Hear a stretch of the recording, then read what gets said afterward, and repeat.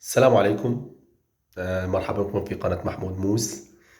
يا ريت تدعمنا باشتراك أو تشترك في القناة أو تعمل لايك براحتك، عشان صراحة أنا حجلتك، يعني حجلتك مش حجلتك، لأن احنا هنتكلم دلوقتي على فريق اسمه نادي الزمالك. كل اللي عايز ينتحر، أو كل اللي عايز يجيله جلطة، أو كل اللي عايز يموت ناقص عمر يشجع فريق زي نادي الزمالك.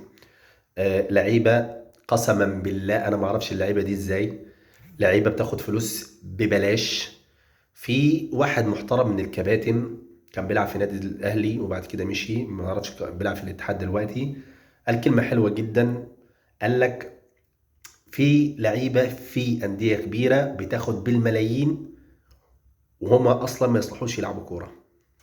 وفعلا ثبت الكلام ده دلوقتي، إنه فعلا في لعيبة في الزمالك كتير جدا ما تستحقش اصلا تلعب كوره، اخرها بس تجيب الكوره من ورا الجون. من بينهم مصطفى شلبي، ابراهيم انا ضايع ما اعرفش واخدينه كده، يعني نسوقه عندنا. سامسون مش هقدر اقول عليه كلمه لانه ما خدش فرصته. رؤى، انا ما اعرفش احنا بنجيب الاسماء دي منين. مش عارف اقول ايه. يعني انا بيصعب عليا لعيبه قسما بالله مستواها الكروي المفروض يعني نلعبوا في انديه كبيره. يعني احنا مغلوبين من الاسماعيلي. الاهلي مش هقدر اتكلم عليه، بيلعب خلاص نهائي افريقيا. احنا ما نقاوحش. احنا كجماهير الزمالك ما نقاوحش. ما نقدرش إن نتكلم على نادي الاهلي بنص كلمه واحنا لينا اكتر من 21 سنه مش عارفين ناخد افريقيا. واخد بالك؟ يعني احنا دلوقتي بنتمنى نتعادل مع الاسماعيلي. يعني انت واصله لك الاسماعيلي اللي كان بينافس على الهبوط ده؟ انت يعني اللي 5 ماتشات مش عارف يفوز فيهم جاي فاز عليك انت. واخد بالك؟ بنتشطر احنا في الدوري المصري. لما حد من مشجعين الاهلي يتكلم معاك نصيحة، ما تتكلمش، لان انت ما عندكش عين تتكلم. يعني انت ما عندكش عين تتكلم. الاهلي دلوقتي بنسبة 95% خلاص بيلعب في افريقيا او نهائي افريقيا. احنا بننافس ان احنا نتعادل مع الاسماعيلي. توصل لك؟ يعني انت متخيل التفكير الكروي بتاعك يعني وصل لك؟ يعني انت عايز تتعادل مع فريق كان بينافس على الهبوط السنه اللي فاتت واللي قبلها، وتيجي تتكلم وتقاوح انك كلاعب.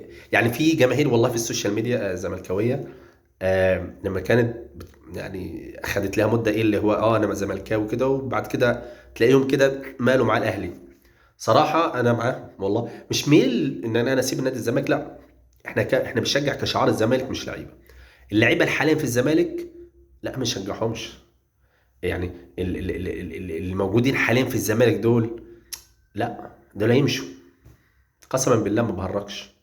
لعيبه لا تصلح تلعب في نادي الزمالك. منهم كتير جدا. لعيبه جت بالجمايل، لعيبه جت بسماسرة الفلوس. للاسف في اعضاء في نادي الزمالك بياخدوا فلوس عشان خاطر يجيبوا لعيبه ويسوقوهم، عشان يحطوا 2 مليون او 3 مليون او 4 مليون في جيوبهم. طز في اي حد من مشجعين الزمالك. آه، احنا ليه ما نقلدش صن داونز؟ والله ما بهرجش. صن داونز بتجيب لعيبه من افريقيا قسما بالله، يعني ما يلعبوش حتى في الدرجه الثالثه عندنا، بتنسن عليهم، بتعلمهم اجواء الكوره ازاي، بتدربهم احسن تدريب. سنه سنتين يلعبوا افريقيا كلها. يعني دلوقتي فريق سان داونز اللي انت شايفه دلوقتي، السنه كام مش هتلاقي منه الا 7 لعيبه بس، والباقي كله هيحترف. احنا ليه بنعمل كده؟ كده كده احنا ما بناخدش بطولات. احنا ليه ما نبني فريق من تحت بقى؟ ليه ما نبصش على الانديه الصغيره؟ وكفايه جمايل. ده ابنه، ده ابن عمته، ده صاحبه، ده اخت ام صاحبه. ليه؟ ليه وانت عندك جماهيريه كبيره دلوقتي بتقل بسبب انك انت مش عارف تاخد بطوله افريقيه؟ وما تقوليش بطوله الكونفدراليه دي بطوله او السوبر الافريقي، انا عيني على دوري ابطال افريقيا. انت ما قدامكش الا السنه الجايه دي، يا تاخد افريقيا يا مش هنشوفها في كاس العالم للانديه خالص. انت المركز السادس من حيث الترتيب في افريقيا. يعني هم بياخدوا دلوقتي، او تفتكر نفسك انك انت هنروح ويا رب الاهلي ياخدها وصندوق، لا انت ما مش هتروح، لانهم بيبصوا على التصنيف بتاعك، انت المركز السادس، انت قدامك اتنين. يعني انت مش متخيل، يعني انت مستوعب، انت قدامك السنه الجايه لازم تاخد افريقيا، وانت دلوقتي يعتبر ما تلعبش في افريقيا، احتمال تلعب في الكونفدراليه. انا مش هتكلم كتير، يا ريت المدرب ده يقعد معانا شويه ويمشي كل اللعيبه دول، لان كفايه بقى، كفايه جمايل، كفايه. وشكرا انك انت استمعت ليا، او استمعت ان انا بفضفض معاك، لان انا جبت اخري. يلا ان شاء الله في الحلقه نشوف مباراة يعني زمالك تاني.